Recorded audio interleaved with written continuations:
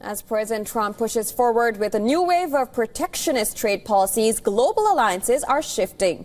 Last week, the Swiss president visited Washington to oppose a proposed 31% tariff on Swiss goods. At the same time, Switzerland's foreign minister was in Beijing, exploring deeper economic ties with China.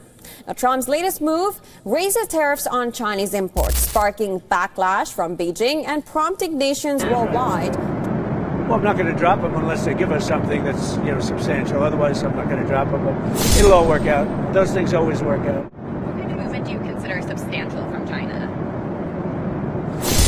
Well, free up China. Let us go in and work China because, frankly, that's what we wanted last time. We almost got it, and then they backed out of that deal. But we had it to go into China and to sell our product, sell our wares.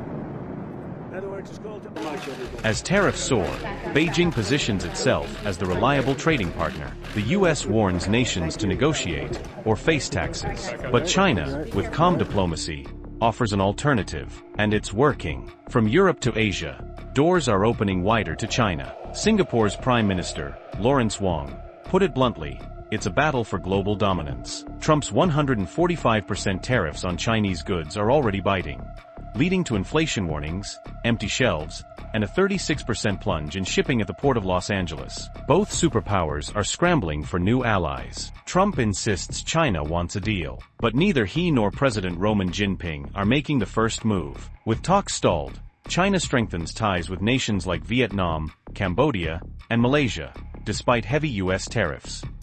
China's President Xi Jinping has signed dozens of agreements with Vietnam, including trade deals, as the tariff dispute with the US continues. His visit to Hanoi is part of a long-planned trip through Southeast Asia. China is currently facing 145% duties.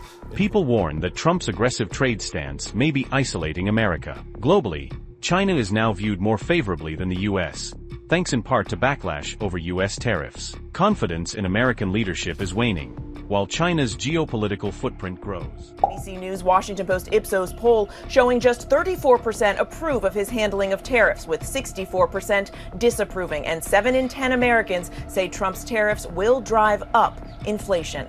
Global trade is at a crossroads. The lines are being redrawn, and as tensions rise, every nation must answer a difficult question. Can they afford to choose between the U.S. and China, or will they be forced to?